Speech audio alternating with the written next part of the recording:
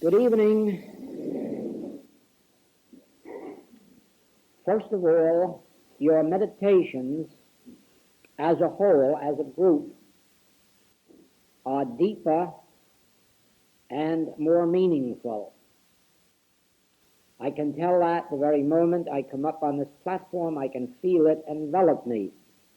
And so that you will understand the nature of it, I must say this to you, that this is not because of any human love that you feel for me, or that you feel for each other, or that I feel for you. Because even though human love is present between us, human love is not a power. The mother in the human world who prays for her child has an abundance of human love, and her love and her prayers are mostly of very little avail. And the same, the love that a child has for his parent may be a tremendously deep love, but usually it has no spiritual power whatsoever. As a matter of fact, there is no spiritual power in human love. And therefore, for a meditation to have power, for a meditation to show forth God, the subject of human love does not enter. It can be there. It can be there as an added thing. But the human love in and of itself would not be a spiritual power in meditation or otherwise. When your meditation deepens, it is because your realization of spiritual love has deepened. And that means that you are not loving humanly, but rather that you are bearing witness or recognizing the divine sonship. In other words, if all of us in this room were perfect strangers to each other, if we had come here tonight for the very first time, and enough of us in the room would look around and acknowledge divine sonship, that would bring forth the same spiritual love that we are doing now. In other words, it has taken us several years to reach the point of inwardly recognizing and acknowledging that we are spiritual beings, that we are divine, that we are the Son of God, and that regardless of any human failings at any given moment, whether we are humanly ill or humanly sinning in some way or humanly poor, none of that changes the fact of our true identity. And therefore, we are looking upon each other, you might call it, with forgiveness. That is, we are seeing through the human frailty and neither condemning, judging, or criticizing, but looking right through and acknowledging there is the Christ of God. Now, this is spiritual love. And in proportion as you are enabled to look out through your eyes and acknowledge that the rest of us are divine beings, regardless of what you may have heard about us today, regardless of what you may think about us, regardless of what human concept you may have, if you have reached that stage where there is no judgment, no criticism, no condemnation, knowing, Father, forgive them, they know not what they do when they do erroneously, and acknowledge there is the Son of God, then you are loving spiritually. In the same way, when you are sitting in meditation and you are not trying to get God to do anything to any of the rest of us, or to any of your patients or students, when you are abiding in the realization of your spiritual sonship, in the realization of the divine sonship of all the rest of us, when you are communing within with the Spirit of God, you are in deep and spiritual meditation. When you are trying to influence God or get God to do something, you are back on the wheel of human love, and you are not bringing forth spiritual fruitage. Spiritual fruitage cannot come forth from demanding anything of God or expecting anything of God, but only in contemplating the isness of God, even if it is necessary only to close your eyes and remember. Just think, we are in the fruitful season of the year, and everything bears witness to the abundance of God, to God's great gifts to the world.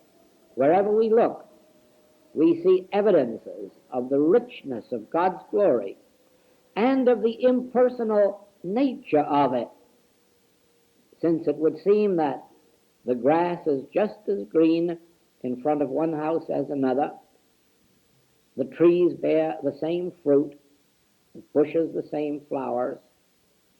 God's grace is universal, impersonal, impartial. God is no respecter of persons.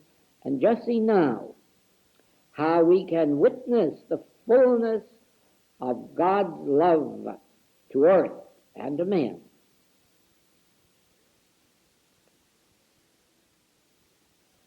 And if it is necessary to commune any longer, you can go on to remember that just a few short weeks ago the trees were barren and the grass was brown. And yet, in spite of the appearance of barrenness, the law of God was operating throughout nature. And just a few weeks more, and the operation of that law became evident as this abundance of spring, freshness, resurrection, the dead coming to life. And so it is that you can look forward and say, and there will be another barren season when the evidence of the eyes will testify to death, to barrenness, to lack. But now I have learned my lessons, and I realize there is a rhythm of God. There is a rhythm of God. And all we have to do is abide in patience. Abide in this word. The law of God, which is a law of love, is operating. And in due season, fruitage will appear. And because it is universal, it will appear in my experience and your experience. And this, you see, is a spiritual meditation, a powerful meditation, and one that will bear fruit richly in the experience of all of us. You have not asked anything of God. You have not expected God to go out of his way to do something of a personal nature. You have contemplated the is of God, that which God is. You have contemplated omnipresence, omnipotence, omniscience. And in this contemplation, you are in a meditation. And you will find that such meditations lead you even deeper within yourself until it will eventually turn into an actual communion. And in this communion, you will feel the presence of God as love flowing to you, within you. And you'll feel a love flowing from you to God, as if there were two of you. There really is only one. It is the inner self and the outer self in communion, two parts of one self. And so it is that these meditations now are showing forth the fruitage of your years of study and contemplation. And it is from this that our greater works will come, because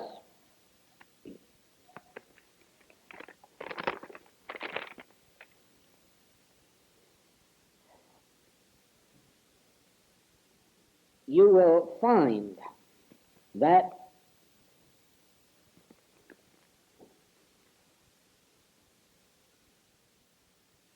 the outer picture is but the reflected activity of the state of your inner consciousness. And while you are sowing to the Spirit in this way, you are reaping spiritual grace. And now that brings us to this first question.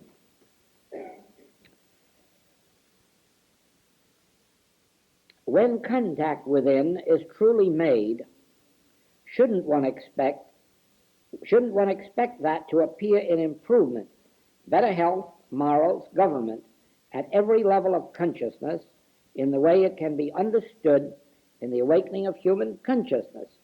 Indeed, yes. As a matter of fact, that is the entire purpose of following a message of this kind, that you are not to seek things, you are not to seek in the outer world for improvement, you are to seek only the attainment of a spiritual state of consciousness. You are to rise into that state of consciousness that recognizes one power, recognizes all mankind as being really the divine Son of God in their real being, and as you rise to that level of consciousness, it naturally outpictures itself in the form of health, harmony, wholeness, completeness, perfection, in every way necessary to our everyday experience. There is, however, this to be said, that in our actual experience, the outer picture does not always change as rapidly as we believe that our consciousness is changing. In other words, because we intellectually accept the fact that God is the only power, does not mean that instantly error will lose all of its seeming power, because we have not yet attained that consciousness. And therefore, something of this nature takes place. Whereas there may be changes within us of one nature or another, there may be great changes within us. Somehow, there seems to be in one or more directions a lack of conforming to what we believe to be the state of our consciousness. And let me illustrate that. I have given this to many classes, but the illustration fits in here.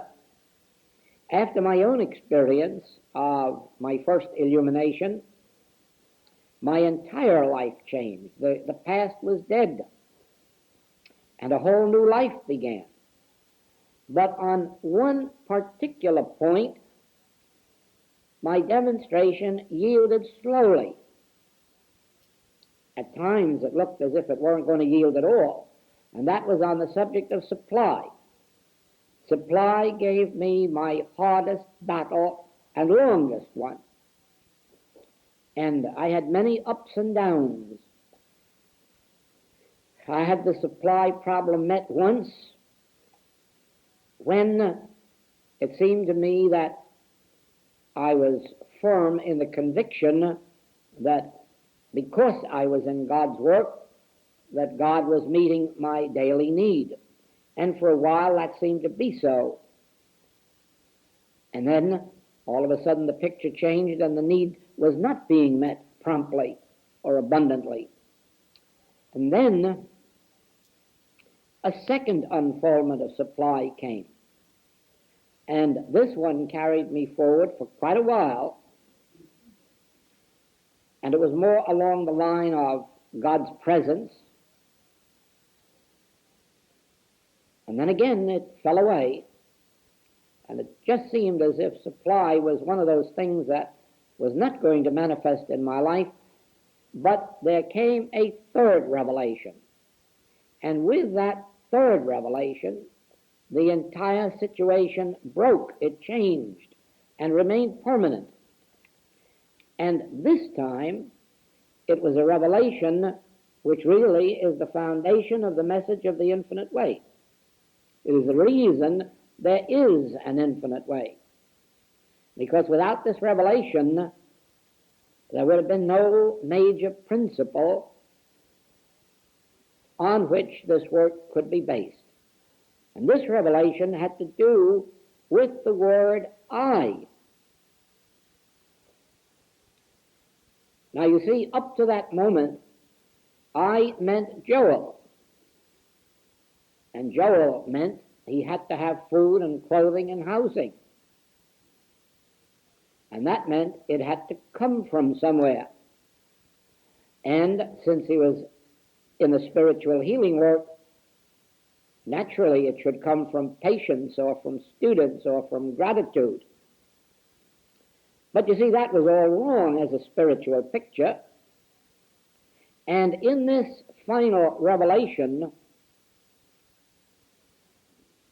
it dawned, light came, that I isn't Joel, I is God.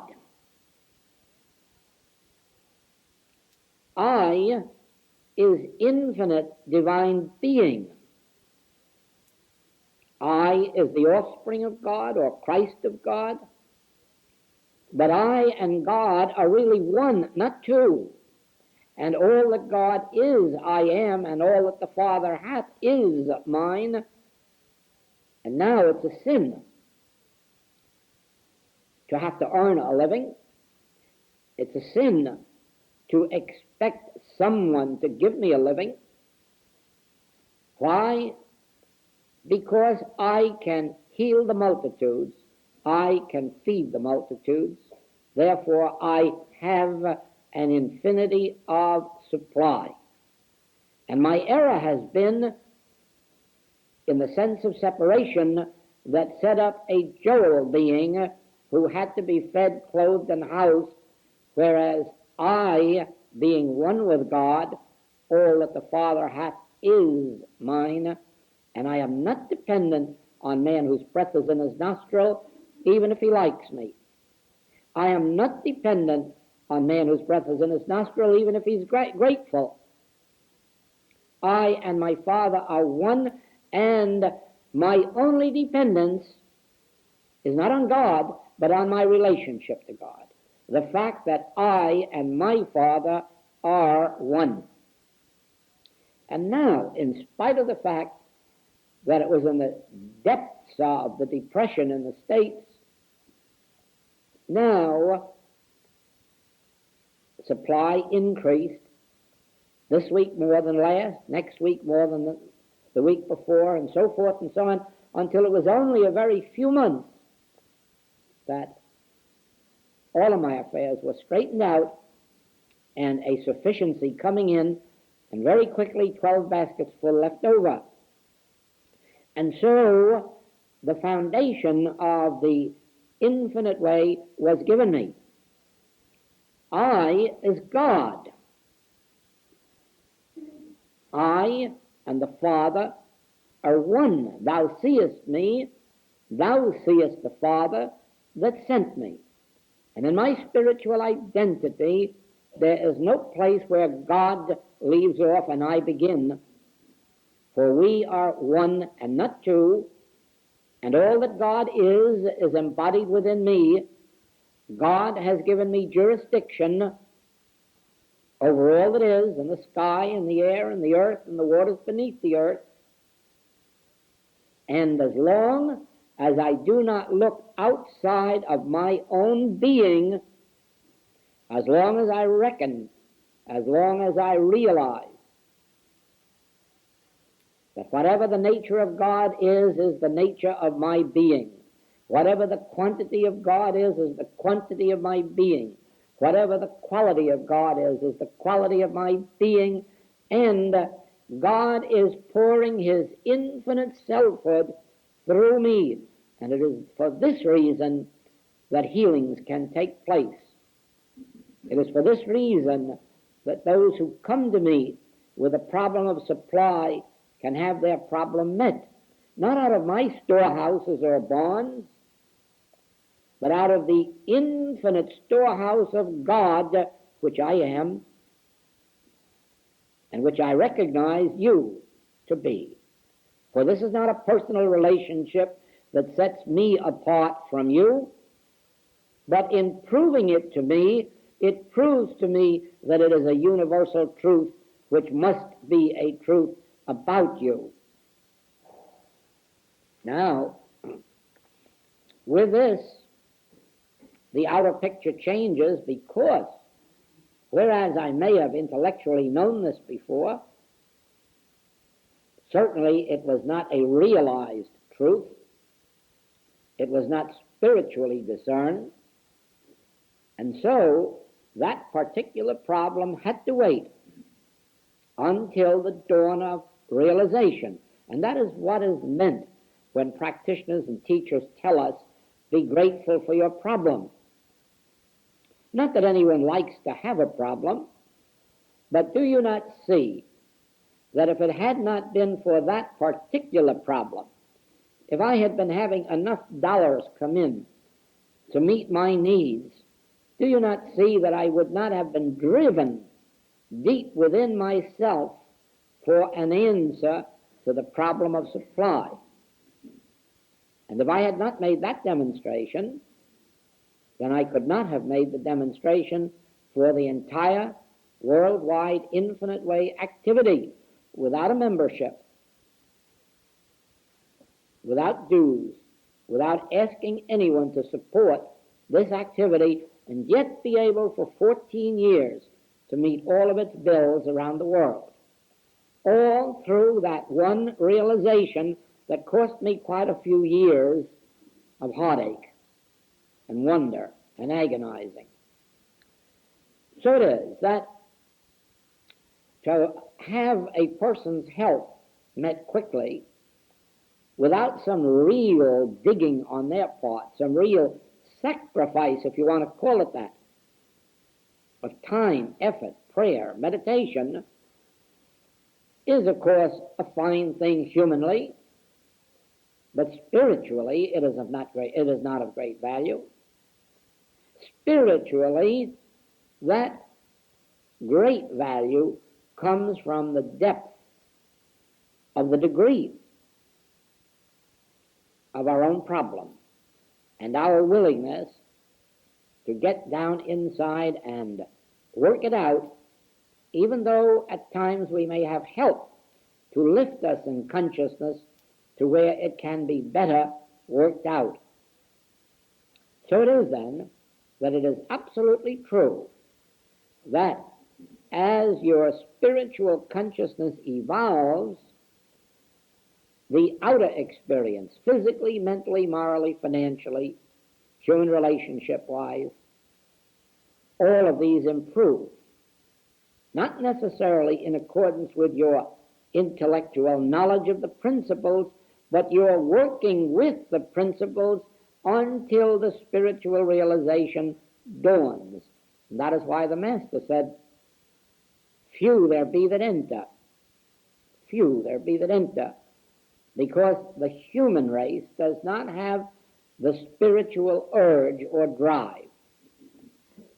The human race can be very well satisfied with ease and matter. Give them a fairly healthy body and a fairly comfortable purse in keeping with their idea of abundance, and you have a race of people who never will seek God. They will be perfectly satisfied with the orthodox forms of worship, whereby if they go to church occasionally or have a communion occasionally, they feel they're ready for entrance into heaven, which won't do for us. Next question. Isn't all spiritual healing a regeneration? a self-purification, as Jesus implied when he said, "For their sakes I sanctify myself." Yes, of course. A spiritual healing brings with it a regeneration. And again, let me tell you that in the actual working out of the problem, there may be a period of time between the healing and the outward effects of the spiritual regeneration. And again, I give you my personal experience. It was 1921 when I was given only 3 months to live. And within 3 months, I was completely healed. But it was through the work of a practitioner.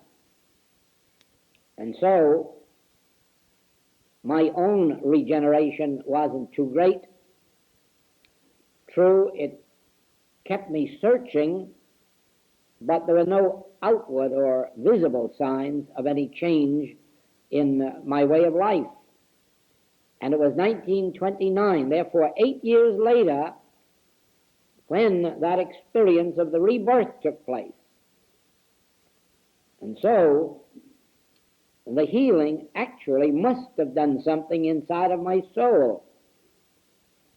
But just as Saul of Tarsus had his awakening on the road to Damascus, but it was 8 years later before he started on his first missionary journey. He went down into Arabia and remained alone for 8 years. And we are given to understand that during this 8 years, the Spirit was at work within him, preparing him for his ministry. And this must have happened to me because the very day after, the second day after my first spiritual experience, I was doing healing work. And it never stopped. And so you see that don't have the idea for a moment that we have a spiritual light and then wake up the next day and find that all outer circumstances have changed. The inner being has changed, sometimes noticeably so, sometimes not noticeably so, but eventually it does happen and the awakening takes place.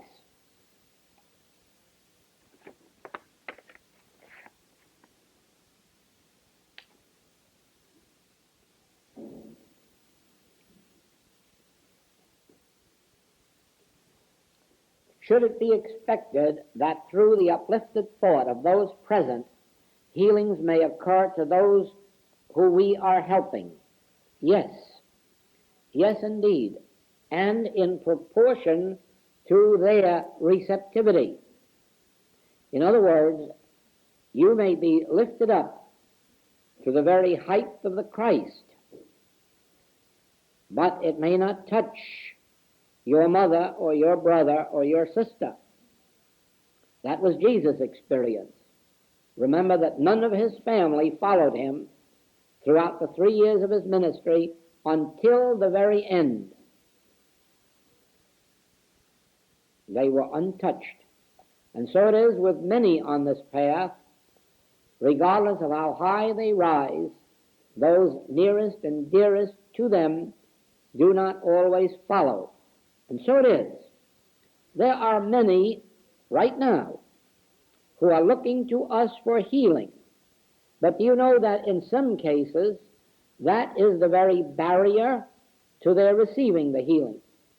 In other words, their thought is way down here on the loaves and fishes, and they're thinking only in terms of the pain stopping or the growth being moved or something of that nature, and they themselves are blocking their own healing. Because in spiritual healing, we are not engaged in changing the conditions of their body. We are engaged in awakening them to their true identity.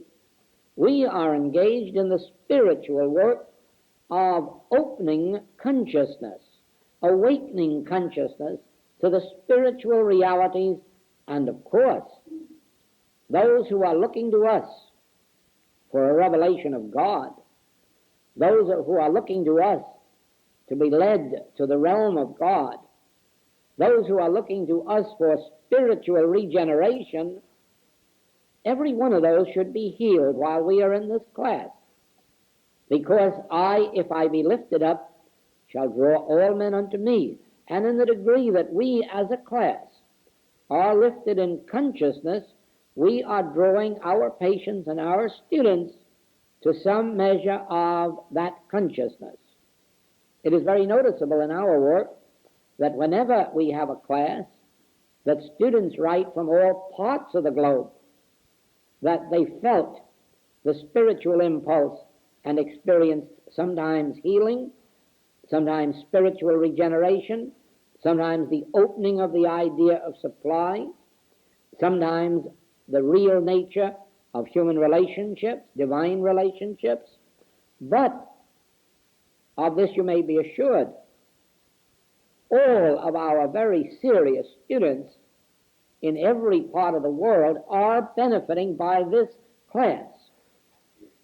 And the reason is that they know enough of spiritual truth to know that there is but one consciousness, and we are all united in that one consciousness.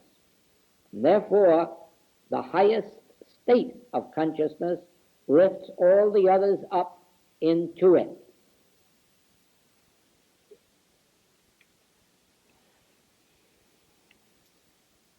Christian Science teaches that the body is a sensual concept. The Infinite Way teaches that the body is the temple of the living God. Would you clarify this, please? You see, we are always talking double talk. We are always talking in two languages. And students must recognize this. Otherwise, they will make the same mistake that has wrecked India. Now, India has one of the greatest spiritual heritages of any nation on earth. India is the seat of original spiritual revelation. India has within its teachings some of the most spiritual revealed truths ever given to the world. And why is India in its present condition? And let nobody answer that it is ignorance or that it is the result of colonialism, for behind these lies the error. Gautama the Buddha had a revelation of absolute truth, beyond which there is no known revelation. In other words, there are other revelations equal to it, but none beyond it. In this revelation, he saw that this appearance world is Maya or illusion. Now, if you understand this rightly, you have the kernel of all mystical teaching. If you understand it incorrectly, it will wreck you as it has wrecked India.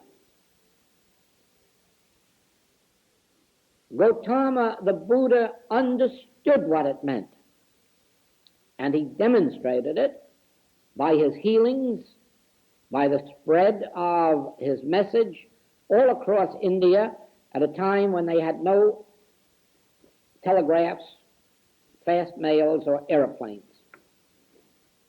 And yet it spread like wildfire.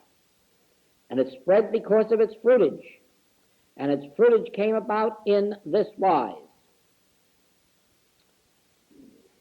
In the Advaita teaching of India, it is revealed that there is but one ego, one I, one I am that I am,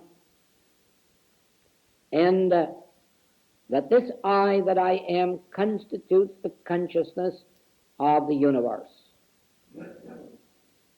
Then,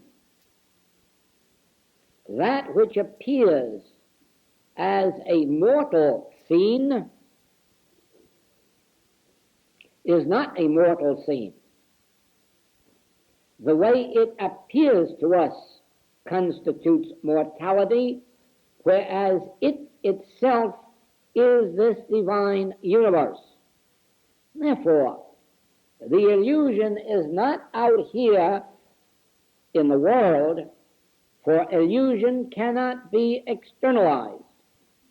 You can write that sentence in your mind in capitals. Illusion cannot be externalized.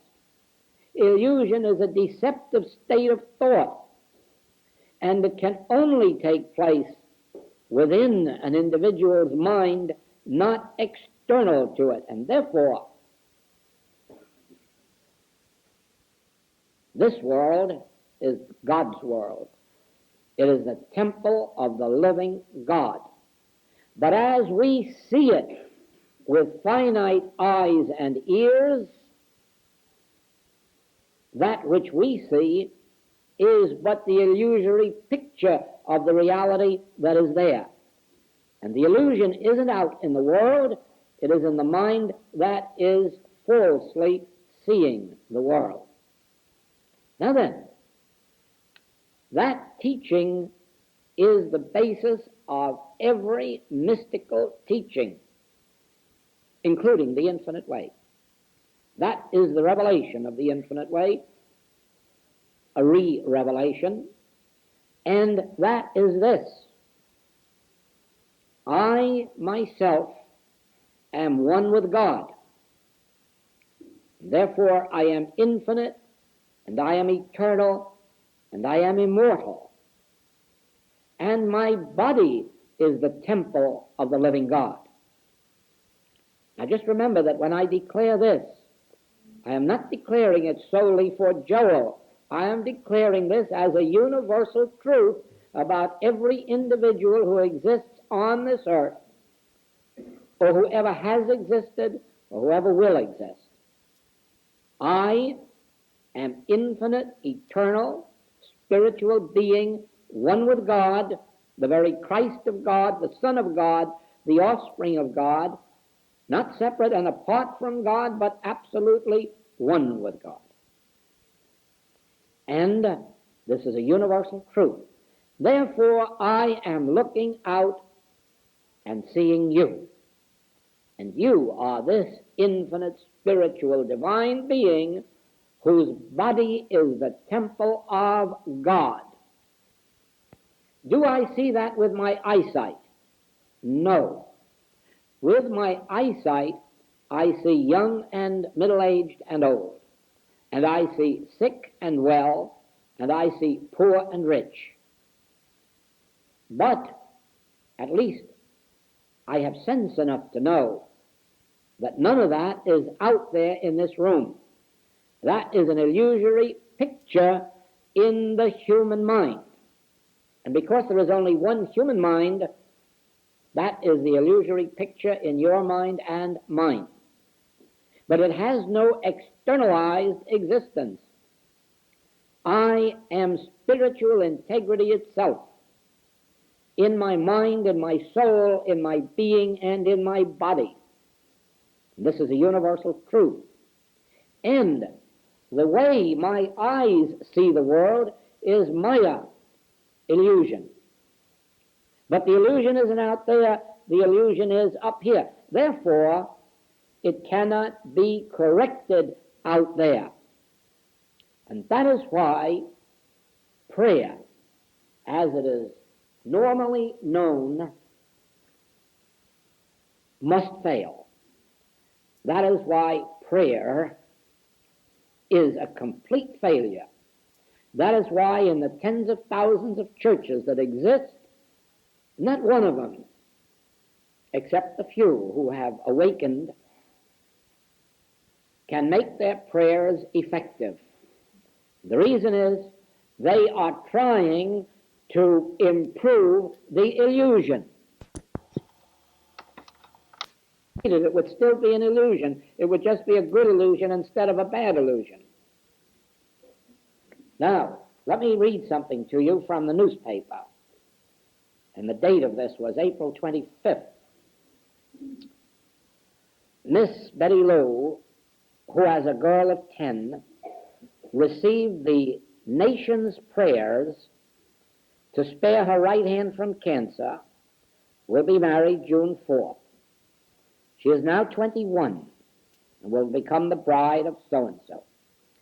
In 1949, the young girl asked readers of the Memphis Commercial Appeal to pray that I may not lose my hand and that I may soon completely recover.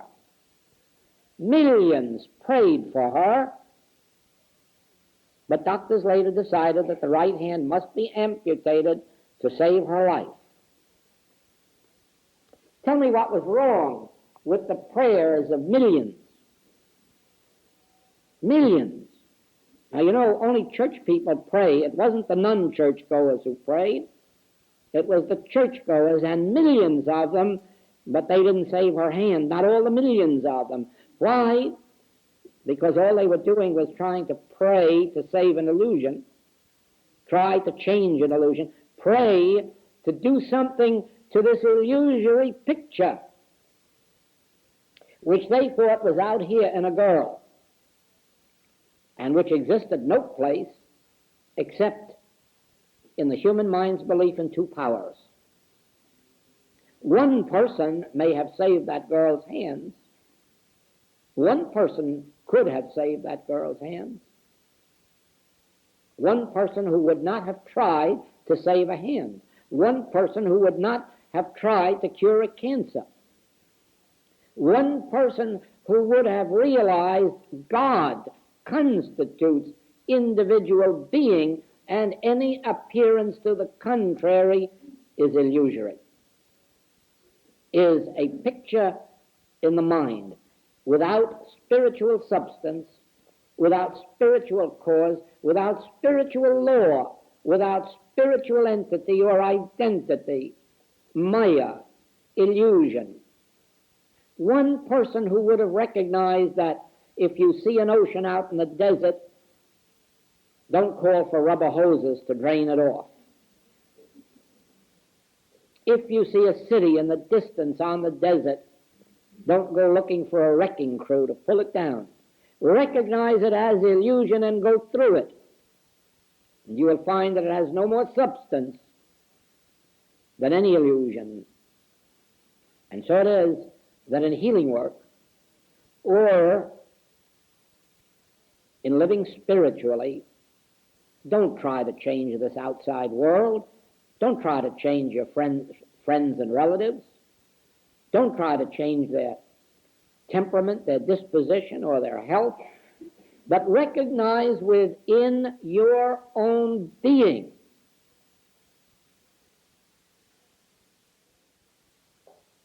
the very omnipresence and omnipotence and omniscience of God makes it impossible for sin, disease, death, lack, and limitation to exist as externalized reality.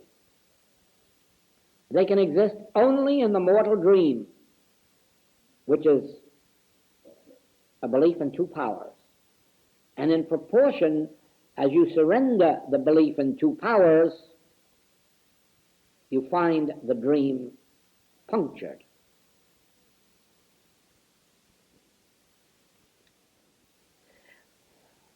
You see,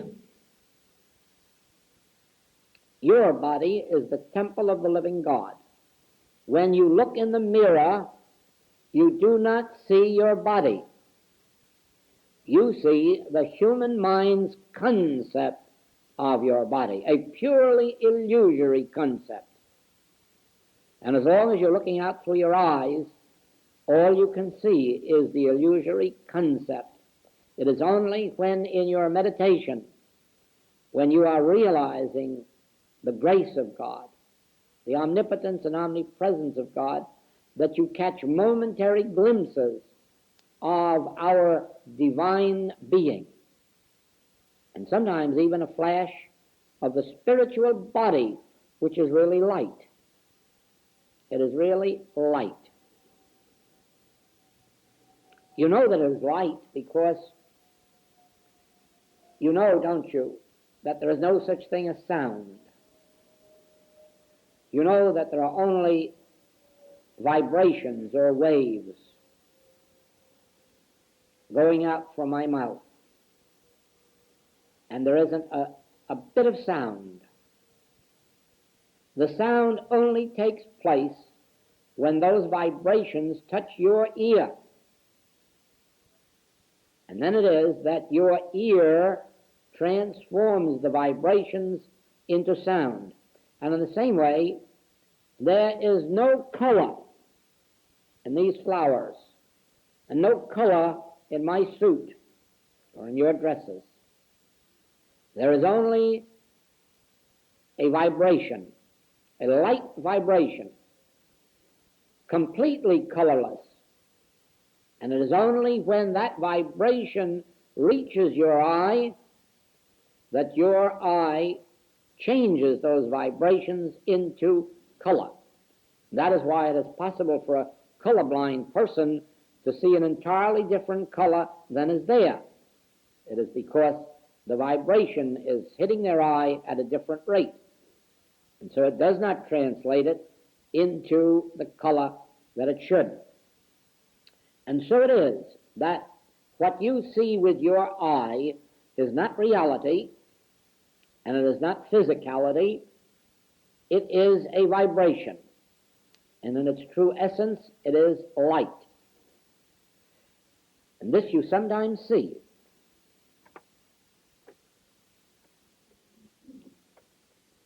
Can you tell the difference between your experience of seeing and talking with those who have passed on and what spiritualists claim as their experience? Well, the only thing that I can say about that is this, that I have had no experience after the first 3 days of the passing. I never at any time have had any contact with those who have passed from this scene after that first 3 days. And therefore, whatever I have been aware of are these individuals here and now.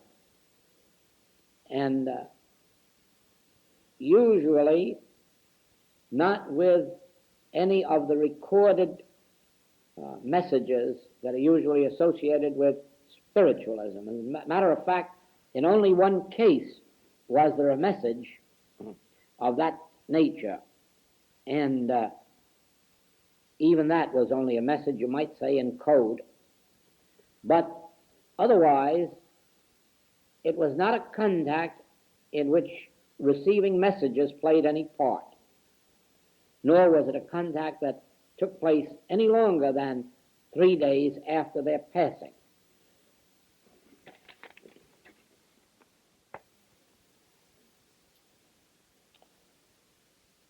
Now, this question I have no way of answering. It has to do with all religions throughout the world, and the advanced schools of thought are expecting the Christ on earth, either by using the body of one of his disciples. I know nothing about that subject, so I cannot answer it. Now, we come back to this. In your life, lived as fourth dimensional consciousness, you are seeking nothing from the dream. Now just remember this, that when you are seeking supply, or when you are seeking companionship, or when you are seeking a home, or when you are seeking employment, all you are seeking is an improved dream, an improved illusion. All you are seeking is your own concept of good, which after you get it may not prove to be the thing you wanted. Therefore, remember this very basic premise. You are seeking nothing of this world. You are seeking only the realization of your oneness with God. You are seeking nothing out here coming to you. You are seeking whatever it is deep within you to come forth into expression, into conscious awareness.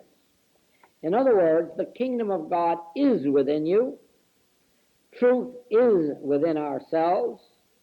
And our attempt always is to open out a way. That is our life on this spiritual plane. Never seeking to improve the dream. Never seeking to enrich the dream. Never seeking to heal the dream. Always turning to the kingdom of God for something to come up from within. Then you see,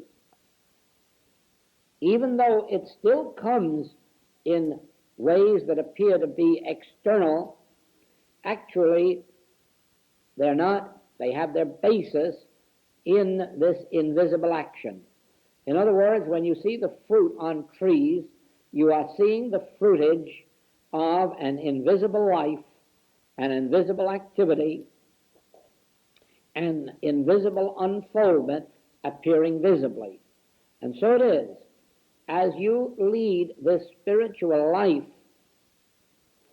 looking to no man whose breath is in his nostril, seeking nothing in the outer plane, but living in a continual contemplation with this life stream, life force, source of life, storehouse of life, temple of life within you, and seeking only its unfoldment through you, then you will see it appear, as you see the fruit appear on the tree, as an externalization of an inward grace.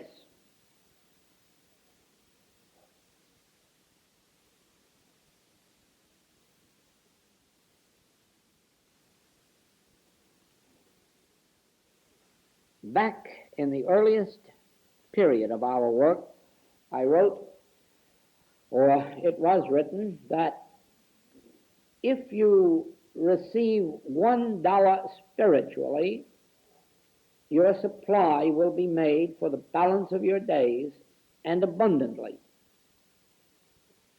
And what that meant was this: if you have withdrawn your gaze from the outer scene, not changing your mode of life outside,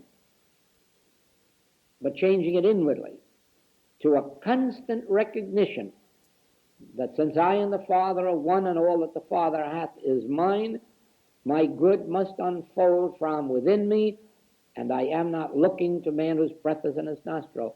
I am not expecting it from anyone. I know that I embody it within me. And as I live in that consciousness, one day something will come into my possession. It may be currency, it may be a piece of art,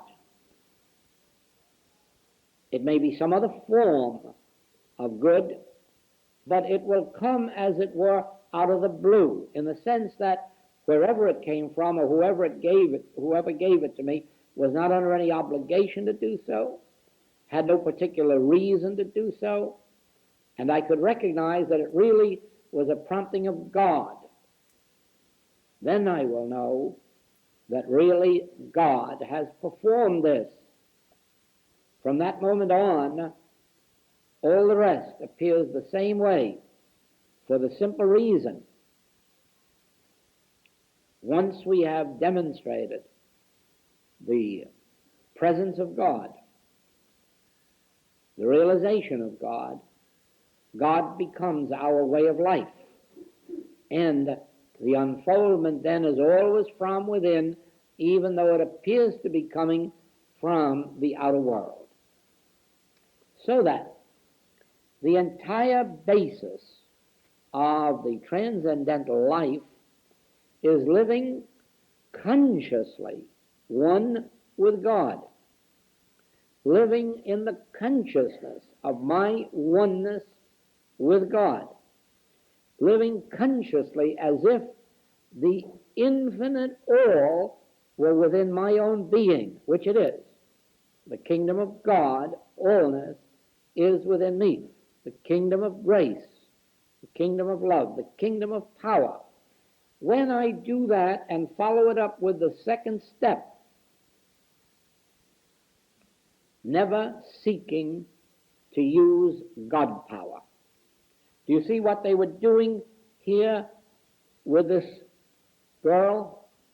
They were all praying to God to get God to do something, and thereby dishonoring God. For how could God not be doing all that God should be doing? And how could anyone, even a million, influence God to do something that God isn't doing? The righteous prayer would have been the realization of God as omnipresence, as pure spiritual being, and all mortal concepts as the illusion of the human mind's belief in two powers. Then you can see the miracles of healing. That is why in our work it isn't any more difficult to heal someone 10,000 miles away than it is at hand. It isn't necessary to go visit them in their home and sit in their physical presence. It isn't necessary to go into a hospital and visit them in their physical presence. Why? Because you are not attempting to change the dream. You are realizing reality, and you do that where you are. The very place whereon thou standest is holy ground. You need not worship in holy mountains or holy temples. Right where you are is holy ground, and right where your patient is holy ground. So let the patient be where they are, and let you be where you are. And as long as they are reaching out for the realization of God, the grace of God, the kingdom of God, a desire to know Him aright, you'd be surprised what wonderful things happen in the lives of people who all of a sudden decide they would love to know God aright. For to know Him aright is life eternal, life harmonious, life immortal, life peaceful. Just to know Him aright is enough. And the moment we stop this search for happiness and peace and abundance, and just devote the search to know Him aright, we will find that the entire picture will fall into place. The entire outer scene will become the outward and visible evidence of God's grace. Ye seek me, but ye seek me for loaves and fishes. I fed you yesterday. Why aren't you asking about the principle? Why aren't you seeking the law that I demonstrated to you yesterday? Why just the loaves and fishes? That's the way He spoke to them. And so it is with us who have been on the metaphysical path for so long. Why seek ye just healings? Why seek ye just supply and companionship and home? Why not seek me? Because in having me, ye have allness, and all these things added to.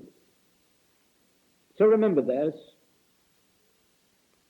Out here, that which you see, hear, taste, touch, and smell is Maya or illusion,